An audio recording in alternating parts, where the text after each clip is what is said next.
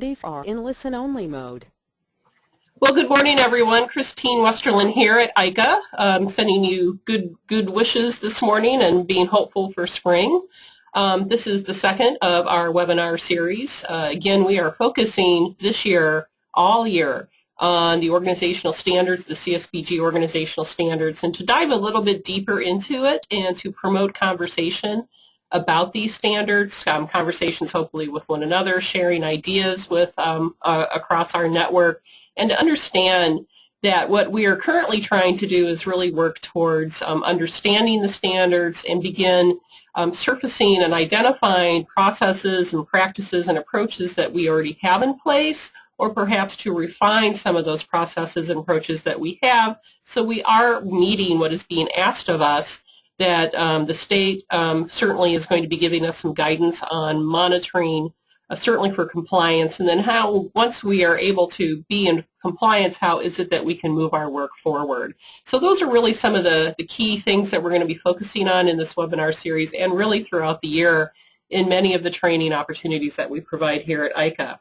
So thinking more generally about this, one little piece of wisdom that I think that we need to really share with everyone, and this has been something that's been rattling around in my brain for the past year or so, certainly when thinking about evidence-based practices and many of the things that are kind of some of those phrases that are being thrown out at us.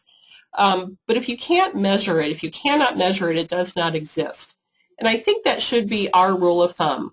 And it may seem to be simplistic, but when you really think about it, it's true. Anytime that we are talking about any sort of process that we're going to put in place when we're serving our customers, when we're serving our communities, when we're building our agencies, if we are unable to measure it, that means it really is not there. I heard a funny joke yesterday. I'm actually listening to a book on tape. It's the Tina Fey book. It's hilarious, but she said something that was meant in jest, but there's a lot of wisdom in there. She kept saying that she kept doing this one practice over and over again every day. It was about following some kid in her neighborhood. And she said at the end of her statement, she said, I did it so routinely and I was able to figure out what would happen is that I could be able to receive federal funding for doing this. And she's exactly right. That comment was certainly made in jest. But she was able to do observationally, follow something. She was able to understand that she had learned from that and things had perhaps changed or altered. And that's really what we're being asked to do. We're really following and looking and measuring and reporting. So these to me are some things that we already do, but to remind us of those important lessons of the work that we do each day. So having said that, we're going to focus today really on two of the standards that exist under maximum feasible participation. The first one being consumer input and involvement. Now, I want to go back to the hallmark phrase for this particular set of standards, the first three: maximum feasible participation. If it were not for this phrase, for participation from the public, the individuals that we serve, community action simply would not be around. We would not exist. Maximum feasible participation. How is it that we are engaging with our communities and our customers?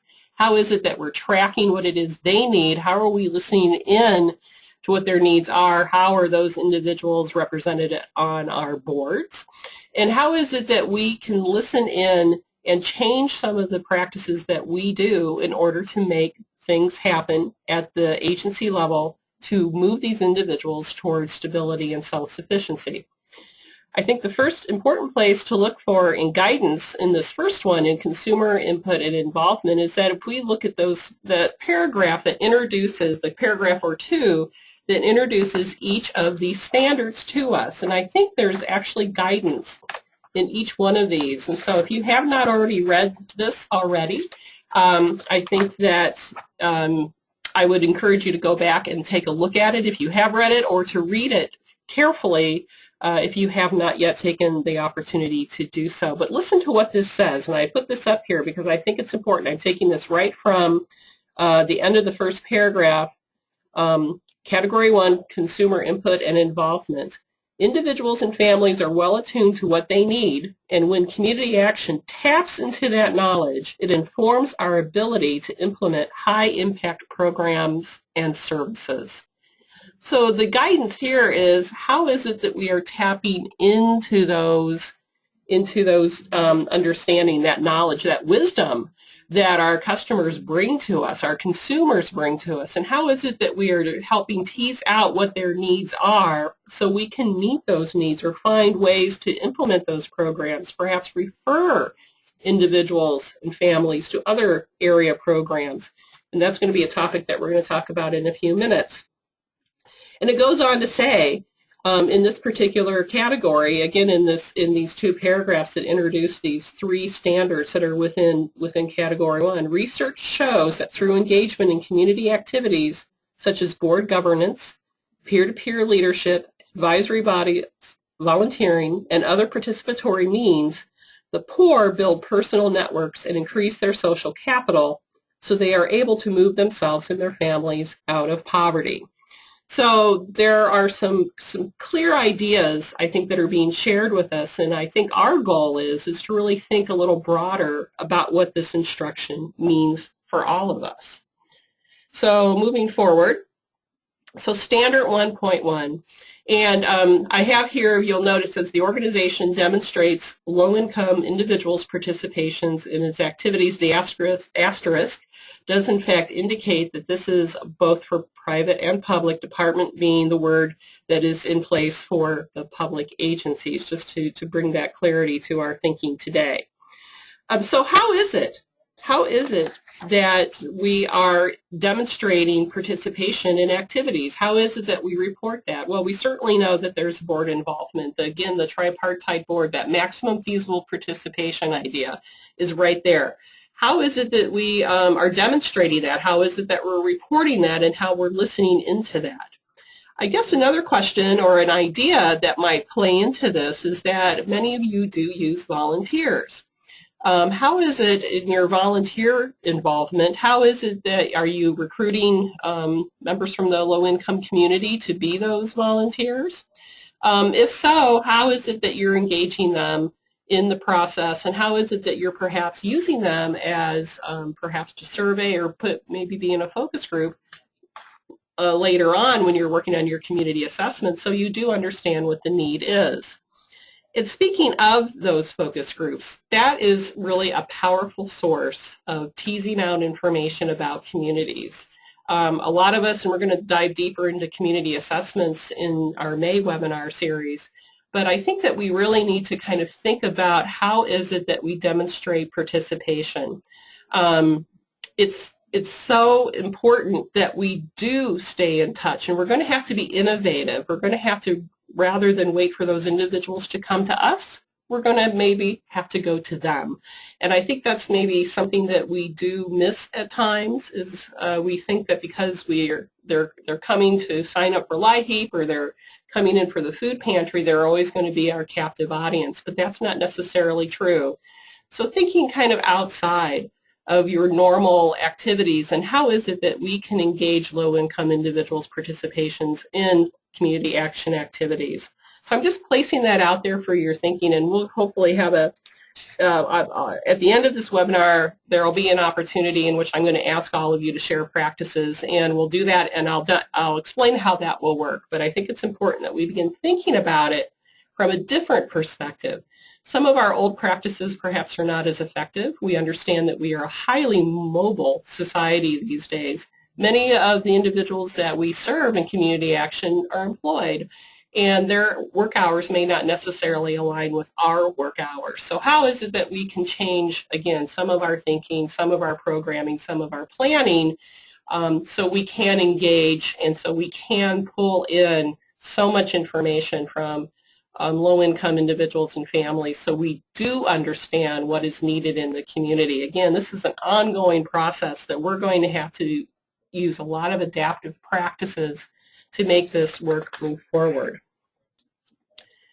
The second standard, 1.2, the organization analyzes information collected directly from low-income individuals as a part of the community assessment. Now, this is really, I think, a key question. And how is it that you're analyzing that information, but how is it you're collecting it directly from low-income individuals as a part of the community assessment? And I think that directly is the key word in this particular standard.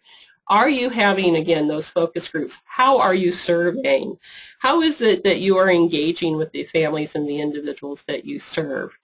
It has to have come from direct contact, and I think that's key. Yes, and you know what? You have direct contact with those individuals when they come to you seeking services, or if you set up an event. I said just a few seconds ago about perhaps we have to be mindful of going to them rather than always having that expectation that they're going to come to us. And so how is it that we can set up opportunities to collect this data? How is it that we can frame questions around that are open, that we can find out and tease out information about what they need? Again, we also have to analyze that information. So do we have individuals on staff who do take this information and analyze it and perhaps determine, you know, what is it the customer is saying and what is it the customer needs, and how is it then are we going to approach that need? One thing I'm going to suggest that I think is an important part of the work that we do is that we need to, and we'll talk about this in partnerships and collaborations, I'm planting the seed right now, that perhaps we need to think about having relationships with local higher ed institutions like local community colleges. Perhaps there's some for-profit universities. Perhaps there is a satellite of a university near your office or in your service area. I would suggest that because of the dynamics of higher education these days, in which there is more and more opportunities for internships and practical experience, I would not hesitate to contact those institutions. Describe your situation, what it is you're looking for. Perhaps you need somebody who wants to be a statistics major. Maybe you're looking at somebody who wants to go into social work, or perhaps somebody who wants to be an accountant. And see if you can't tap into some of these preliminary resources to really help in that analysis of the data that you're collecting. I think the more willing that we are to reach out to those institutions, I think the more robust our work will become. We will become more and more evidence-based. And I'll say a little bit more about that in just a couple of minutes. Next up, we have Standard 1.3. And this ties, as you'll see, directly back to what we were just talking about. The organization has a systematic approach for collecting, there's that word again, analyzing, and reporting customer satisfaction data to the governing board. So my question always is, how do you do this? And I do see some of your surveys, you do include them in your community assessment, your community action plans that you provide to DCEO. My questions always are, what type of questions are you asking? Are you asking open-ended questions so that the individual that you're asking is open to actually sharing with you what they believe their greatest needs are? Are they aware of what their greatest needs are? And I think that's an important question. What is the setting in which these questions are asked? Now, I know that I've proposed this in the past, and I'm going to bring this up again, is that one way that we could ask questions of our customers in community action is that we do it at the point of service.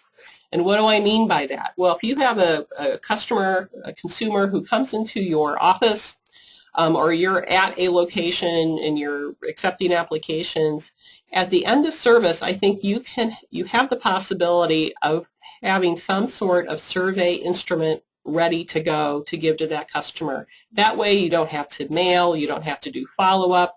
You can encourage them to answer maybe 2 to 3 questions about their need. You know, number one, were they satisfied with what services they received today? Number 2, what else do you need to help you to move yourself forward? And number 3, perhaps a place where they can add any additional comments or observations that they would like to share. I think that's a critical piece. So why not have, whether it's a piece of paper, maybe you have a Survey Monkey set up on a tablet or at a computer that they can go directly to. Maybe you offer them something like a bottle of water or a goodie bag as an incentive to complete this survey, something simplistic that you are gathering information on a daily basis from your customers. You take that information, if it's SurveyMonkey, that dumps it right into, it does its analysis for you immediately. So, or if you do a paper system or other systems, that you have an Excel spreadsheet, and that you're beginning daily, that you're taking all that gathered information and you're putting that into that database or that Excel spreadsheet so you understand daily what's being shared with you. Imagine at the end of a 6-month period, say you choose to do it every 6 months, imagine the richness and the robustness of the amount of information you would have. That's kind of an exciting thing to think about when you struggle with, well, how do we talk to our consumers? Maybe we try to invite them to a meeting and no one shows up. So if you do it at the point of service and you think about it from that perspective, I think that's going to be a good solution. And there are other ways that we could probably tease out of this process that will help you to engage with your consumers, with your customers at a deeper level. And I also want to think, too, a little bit about how is it that you can engage your board in this process. The board really should understand that customer satisfaction is something that is being asked about, that should always be present in the discussion. So perhaps an inquiry to your board is that how is it they would like to hear this information about customer satisfaction so that they understand it. So you're building a systematic approach that really does work within the collection, within the analysis, and within the reporting components of this. So, and I would be happy to talk to you individually more about some of these ideas. I know that this is what some of our other agencies across the country are doing, but point of contact, that's such a critical piece of trying to gather customer satisfaction data, and I want to encourage you to, again, think about that from outside the box. So next up, we really have to, when we think about standards, an important part of the work that we do is how is it that we can plug this into Roma. So standard 1 is really about goals 1 and 6. How is it that we are moving people with low income towards self-sufficiency, and how is it that they achieve stability? Two very, and again, these are kind of nuanced sort of goals. What comes first, the chicken or the egg? Well, stability obviously is far more, is probably the number one goal, with self-sufficiency coming in down the road, right? I think that we can all agree on that.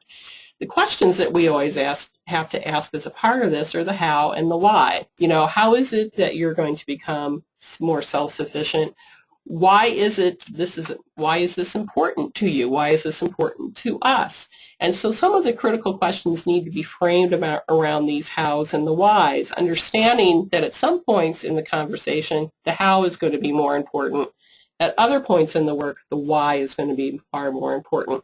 And I don't mean to be glib or silly about this. I think what's most important is that we really are following along with what's going on. How is it that we could ask these questions and have it make sense? Excuse me. Let me get that back up here again.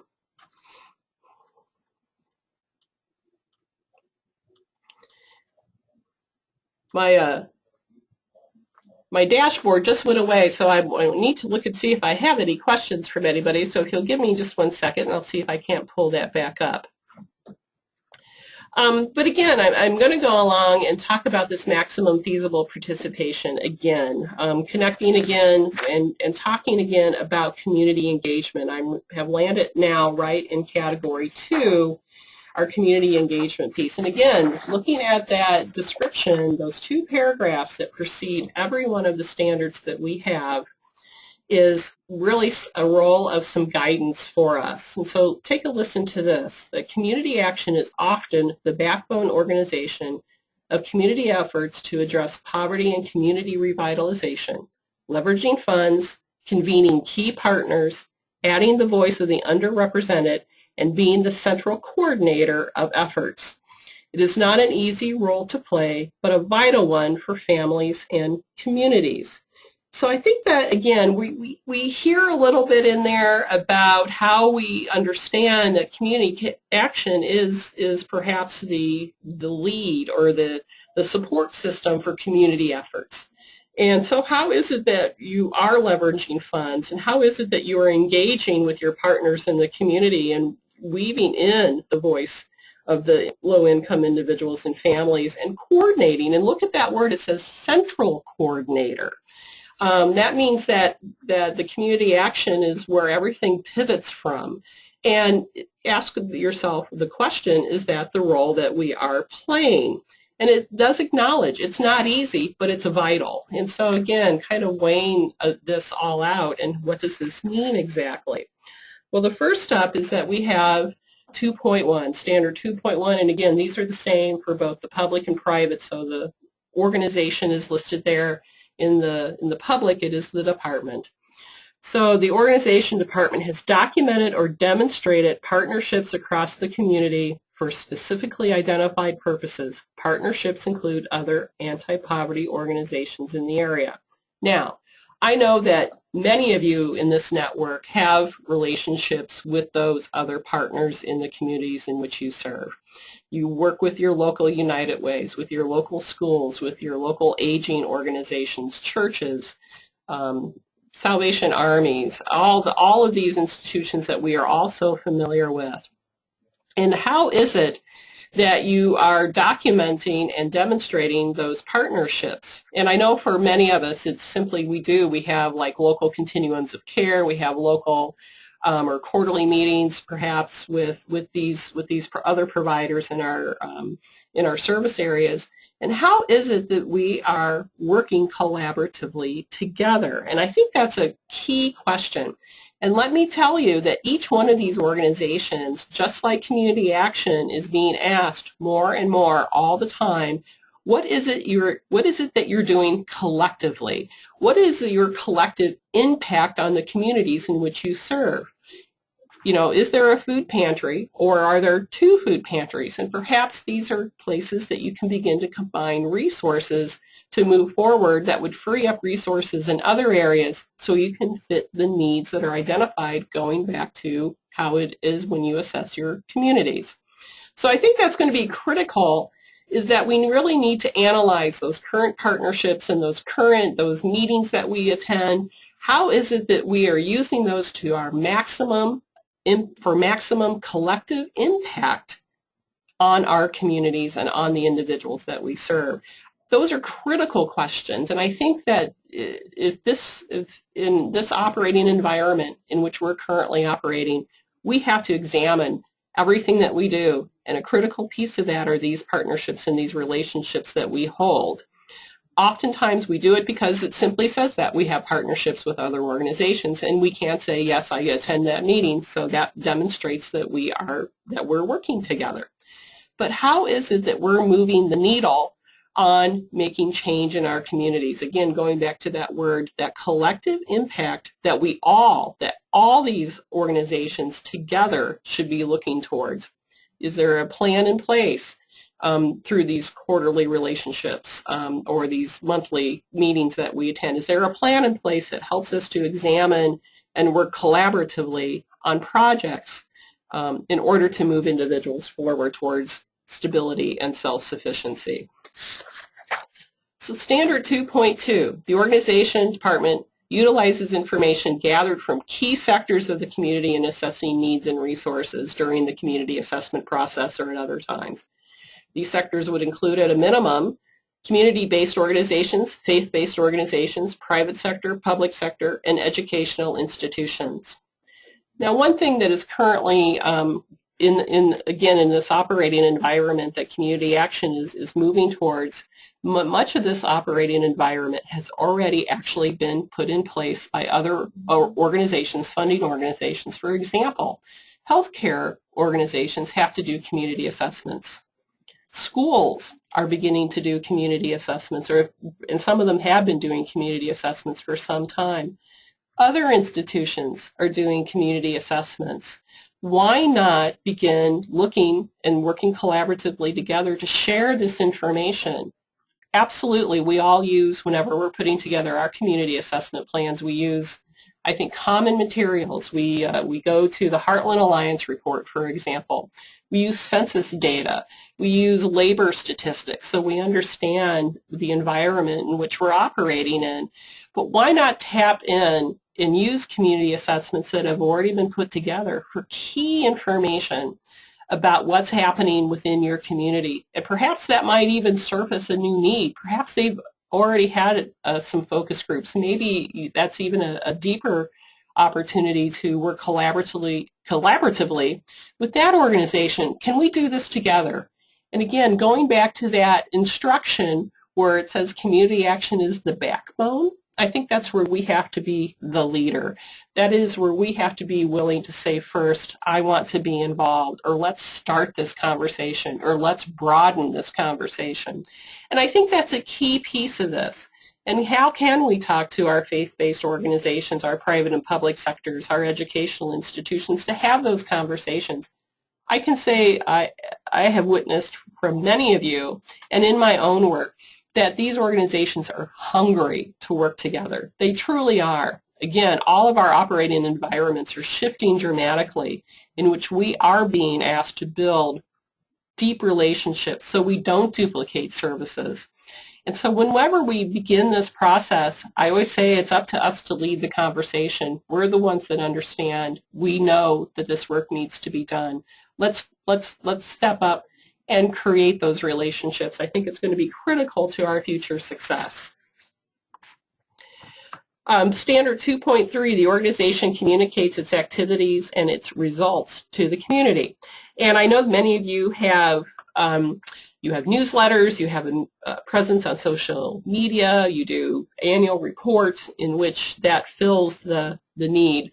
But the other piece I'm going to kind of just place out there for your thinking is that we are an information-hungry world this day. The world turns on one piece of information, and within 24 hours, we've moved on to something else. And that's just a fact of our life today. We have so much technology at our fingertips. News comes at us from all directions. And how is it that community action can place themselves into that mix of important information? Because the work that we do is important. We want you to understand that these activities that we undertake are critical to the success of our communities, to the individuals that live in our communities, and we are making a difference. We are making change. We are moving the needle. So I'm going to just encourage you to examine your current processes. You know, if you have a newsletter, do you ever send out a survey asking, what do you do with your newsletter? Do you read it? Do you distribute it? Do you place it someplace within your organization so others can view it? Do you pull something from that information? And understanding that the more opportunities that we take to share information, and actually information doesn't have to be long and complicated, if we are able to share a quick story about a success, if we understand that we have a program a successful program that we instituted and it is now over, we simply share the story of what happened, what our results are. The information-hungry public will love that. And we really have to make an effort to do that. Facebook, Twitter, Snapchat, these, even though they're evolving sorts of social media is here to stay for a while. I'm not going to say it's going to be here 10 years from now, but this is how we communicate with one another these days. So I'm going to encourage you to really think about what it is. How is it that you're communicating? Perhaps you even have something as simplistic but as complicated also as a communications plan. So it's clear exactly how information comes out from your department, your organization, out to the public, so the public is consuming it and holds an interest in the work that you do. I think that's critical. Some of us say, well, I can't recruit any new board members. If you heightened your profile in the community and you really shared what your results were, and you begin generating conversation, you begin generating interest in the work that you do, it may make the recruitment board members just a little bit easier because they're going to be aware of what's going on in your community. Standard 2.4, then this is the last one for this particular standard, in which the organization documents the number of volunteers and hours mobilized in the support of its activities. And I'm sure that many of you do that already. You know, certainly in-kind services are important in Head Start, and I think that's going to be probably more and more. I know it's important in aging grants and what have you. But how is it that you document the number of volunteers that you use and the number of hours that are served? You know, that is equity that is immeasurable. And honestly, once you build a strong volunteer core, you're tracking those hours, you're understanding the skills and the gifts that those individuals bring to your organization. That's another great place for not only recruitment, but sharing information with the community. So do you keep it all in a spreadsheet? I know that many years ago, this is going to date me a little bit, but I worked for a national nonprofit, and one of my jobs was to track all the volunteers and the hours and the tasks that were performed by these volunteers, and it was very rewarding. It seemed a little daunting, and I created an Excel spreadsheet that allowed me to track everything about these individuals, and it really it played well, and we were able to attract more funding and more volunteers because, you know, honestly, the baby boomers are retiring and they are hungry for something to do. So think about this. Think about how you can maximize your capacity to do outreach in your communities by increasing the use of volunteers, documenting the use of those volunteers, and understanding that the hours that are mobilized are such an important part of our reporting components in CSBG. And of course, once again, we have to connect Roma into this. And these are, the how and the why sort of questions. When is the how bigger? When is the why bigger? So partnerships are achieved. And what does that mean? Again, going deeper than just having a meeting, saying that we meet quarterly and we talk about things. Really, what is it that partnership means to your organization? And then finally, your agencies increase their capacity to achieve results. Critical component of this, because it's really are stronger because of our collaborations. We're stronger because of these deeper partnerships that we've been able to build, in which we've had to perhaps sacrifice something that we have loved doing for years, understanding that perhaps another organization has a better model and they are having more activity and they are achieving higher results. And the question should be not to abandon it, but how can you join forces to make it stronger and better? Because it's not about the agency, it's about the individuals you serve and about the communities that those individuals and families live within. So think about it from, again, those different angles. I think the one piece about these standards, and this is going to be a theme I'm going to hammer on time and time again, and it's also where Roma plays into this. We're really strengthening our whole agency. We're looking at ways of creating connectivity among all of our programs. We're looking at ways of building this strong system so we can move forward, so we can share our stories. It's so critical at this time that we do this, that we do our observations, that we have our conversations, that we build these collaborations and these partnerships so we can move forward. Now, I always have to talk about strength-based, and for those of you who are not familiar with the Family and Community Development Specialist, the FCD Specialist training, it is a strength-based training, but we have to think about our outcomes whenever we understand what it is that we're trying to do. It's all about Roma, folks. It's all about Roma. So we have to think about these outcomes for communities and families really are dependent upon the interaction of many different service systems. And so that's critical. But to me, that says collaboration, collaboration, collaboration. And then the second bullet point there talks more about effective. How do we just sustain these effective collaborations? And it is hard work, but we have to be willing to increase communication. We have to be willing to understand each of our own systems and how is it that we work effectively together. We talk about dropping our silos within our own agencies, and I can tell you, and you know better than I, that many of these other agencies that receive, whether it's federal or private funding, are very protective of their funding. And that's been the nature of the beast for a long time. Well, that beast is going away, and a new one is coming to town, and that new beast is called let's drop your silos outside of your walls. And I think that's going to be a critical part of our success. And then finally, the same skills and attitudes that are applied to the family situations must also be used at the community level, so that all staff and agencies need to be engaged. And I think that's a critical piece of this. This is right out of the National Roma curriculum. And so whenever we make whenever we have these ideas in which we're working on building effective collaborations, when we're looking at family outcomes and community outcomes, it's critical to what we do, and they should always be viewed from a position of strength. And there will be more on that later. So just to put together a list for you of some tools that I think would be helpful to your work. I talked about SurveyMonkey earlier. If you're not familiar with it, I know that some of you are. ICA certainly uses SurveyMonkey. You can start out as a free service. It's actually very inexpensive if you do choose to use it. There's levels, I think, of service within there, but there is a link to that. One question I always get, well, how do you write good survey questions? And I find this particular site helpful, quick and dirty tips. And it's really about how is it you write good open-ended survey questions. It's going to be critical to our success, or asking good questions, because when you ask good questions, you get good answers.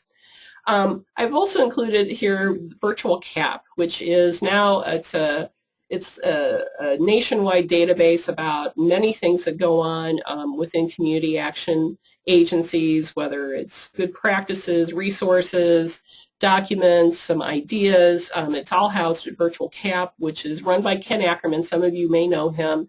It's now housed through the Ohio Community Action Association, and Ken is just always out there looking for great practices and new things that are emerging all the time. I rely on it all the time. And then finally, the Community Action Partnership, and this is this whole link, and it's actually, you could just go to the Community Action Partnership, and then you go to their CSBG resource center. It's their training and technical assistance. It's where all those webinars come from, which are all recorded, by the way, but also it can link you up to many different online resources, whether it's through CAPLaw, certainly the Missouri Community Action, the Community Assessment Data tool is on there. And I just want to have you know that there are many resources out there available for you at either no or low cost that you can take advantage of when you're creating new things. We're not talking about recreating the wheel here. What we are discussing is how is it that we can work more effectively, taking on practices that others have already developed and doing some adaptation for the work that we do. And then finally, what I'd like you to do, thinking about it, is to really, what are some of the survey or focus group questions are you currently using? What are some of the partnership agreements that you have in place? What are some of your collaboration activities and outcomes that you feel are very successful, that you're proud of and that you want to share? What newsletters do you use? What type of press releases do you have? And volunteer orientation materials. And we see some of this, but I would really love to see a compilation of this. And so I'm going to encourage you, if you feel moved to do this, if you would share those with me. And we'll put them into a document. We'll put them all in a space on the ICO website. So we will have a local source, a statewide source, in which we are housing many of the practices that are successful throughout the state of Illinois. I think this is important because we know so much good work is going on already. For some of you, much of this is just polishing up a little bit of what you're doing already, or perhaps you're saying, hey, we've got this one. We can move on to Standard 5 and Standard 6 and really focus on those. So if you would be willing to share those, I would really appreciate it, and we'll make sure we get that out to everybody. And there's my email address, so don't say that you've never heard of me. That's how you get a hold of me, and so I would appreciate that. Now I'm going to escape this, hit escape, and it's going to go down into my presentation level so I can see my dashboard and see if I have any hands up. So give me just 1 second here. And I don't see any hands up. Okay. So that leads me then to our next announcement. So the next ICA webinar is, in fact, May 20th, 2015. We are skipping the month of April, and that's for lots of reasons. I'm going to be very busy in the month of April, it looks like. So to all you Roma cohorts, I'll see many of you next month. And we will be focusing exclusively on Standard 3 community assessments. That's going to be a critical conversation. I can tell you that we are already working on some training that we hope to offer to you very, very shortly about how do you build an effective community assessment, understanding that is an important document. We link it to all the work that we do in community action. So thank you all for dialing in today. I appreciate it. If you would like a copy of this presentation, let me know, and I have recorded this, and I can get that to you if that is needed. So thank you so much, and have a great rest of your day.